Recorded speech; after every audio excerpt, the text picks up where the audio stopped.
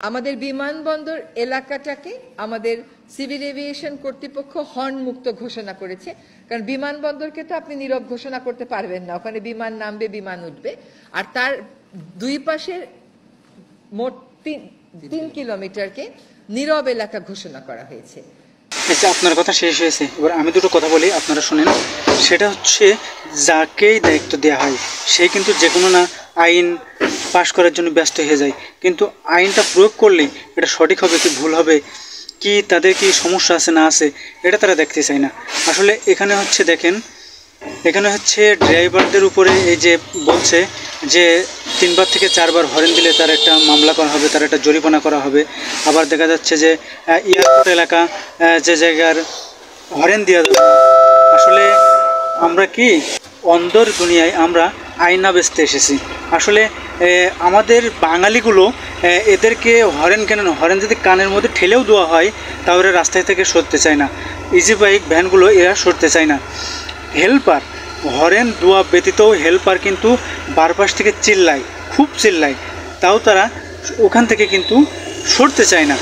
আসলে আপনি কোথায় হরেন দেওয়ার কথা নিষেধ করছেন, কোথায়? অন্ধের দুনিয়ায় আয়না বেচতে আসলে তো হবে না।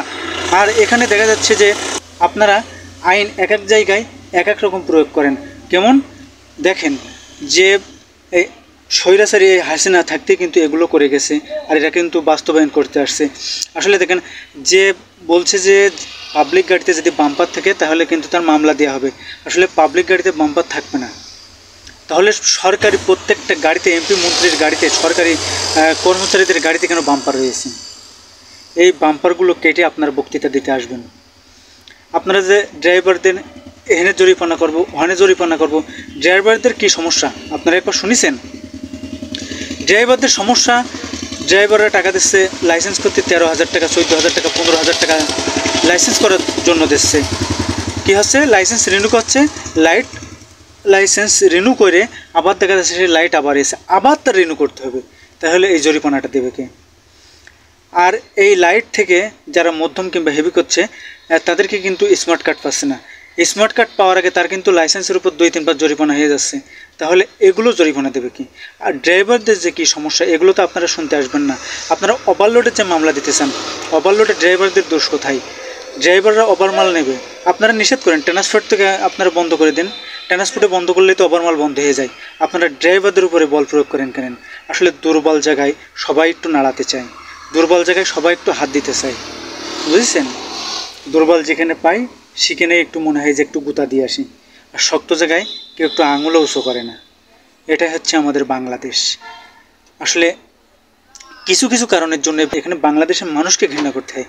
যারা এই এক একজন এসে এই যে আইন পাশ করে থিয়ে যায়, এখানে বলে কি যে সাদা লাইট, এলইডি চলবে না, হলুদ লাইট চলবে না, এলইডি চলবে না, হলুদ লাইট চলবে না, লাল লাইট চলবে শুধু। এটা আমি মানলাম। সরকারি প্রত্যেকটা গাড়িতে কেন হলুদ লাইট আর লাল লাইট রয়েছে, কেন সাদা লাইট রয়েছে? এগুলো মিক্সড করা কেন? এগুলো আপনারা বন্ধ করেন, তারপরে ড্রাইভারদের উপরে আপনারা ফতোয়া দিতে আসেন। আপনারা ফতোয়া দেন কেন? শুধু ড্রাইভারদের উপরে। এই যে বাংলাদেশের যে কোটায় হরতাল হচ্ছে, যে কোটায় দাবি আদায়ের জন্য রাস্তায় বসা হচ্ছে, এই যে ড্রাইভাররা সমস্যায় পড়ছে, তাদের গাড়ি নিয়ে 2 দিন 3 দিন এই যে দুর্ভোগ হচ্ছে, তারা যে রোডের উপর থাকছে, আপনারা খোঁজ নিচ্ছেন ড্রাইভার কি খাচ্ছে না খাচ্ছে?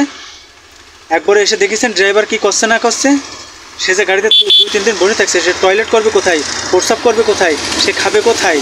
তার এই যে ফ্যামিলি আছে, তার ফ্যামিলি ফেলাইতে এই যে আপনাদের জন্য আপনাদের ধর্ষণ করেছে, কী সমস্যা? রাস্তায় যেতে হবে, ড্রাইভাররা রাস্তায় গাড়ি থামিয়ে রাখবে। আর গার্মেন্টস শ্রমিকদের কী সমস্যা? রাস্তায় যাও। এই নার্সেদের কী সমস্যা? রাস্তায় যাও। এই আনসারদের কী সমস্যা? রাস্তায় যাও। আমলিকির কী সমস্যা? রাস্তায় যাও। এই বিএমপির কী সমস্যা? রাস্তায় যাও। হেফাজতের কী সমস্যা? এই রাস্তায় যাও। সবাই রাস্তায় যাও। তা সবাই রাস্তায় যেয়ে যে ড্রাইভারদের গাড়িগুলো বন্ধ করেন, তাহলে এই ড্রাইভারদের যে সমস্যা, এই যে আর্থিক ঘাটতি হচ্ছে তাদেরকে এই যে লোকসান হচ্ছে, এই লোকসানটা আপনারা খোঁজ নিচ্ছেন না? এই লোকসানটা আপনারা দিচ্ছেন কেন? আপনাদের কারণে এই ড্রাইভাররা রাস্তায় ভোগবে। কিসের জন্য? আপনারা 2 বার থেকে 3 বার হরেন দেওয়া যাবে না, জরিমানা হবে, বাম্পার লাগালে জরিমানা হবে। আপনারা সারা বাংলাদেশে কোনো জায়গায় পার্কিংয়ের ব্যবস্থা করতে পারেননি। ড্রাইভাররা রোডের উপর গাড়ি রাখলে আপনারা পার্কিং মামলা দিচ্ছেন কেন? পার্কিংয়ের ব্যবস্থা করেন, তারপর সেই পার্কিংয়ে যদি গাড়ি না রাখে, রোডের উপর রাখে, তারপর আপনারা মামলা দেন। তা না, আপনারা ড্রাইভারদের উপরে বল প্রয়োগ করতে পারলেই বাঁচেন। একটা ওই যে ক্ষমতা দেওয়া হয়েছে চেয়ার পাশার তলে দেওয়া হয়েছে, করতে গেলে খুব খারাপ হয়। এই চেয়ার পাশার তলে দেওয়া হয়েছে, এই জন্য মনে করেন যে সে পেয়ে বইয়েছে। একটা আইন পাশ করতে হবে, না পাশ করলে তোর মুট মোশন থাকছে না। এটাই হচ্ছে আমার বাংলাদেশ।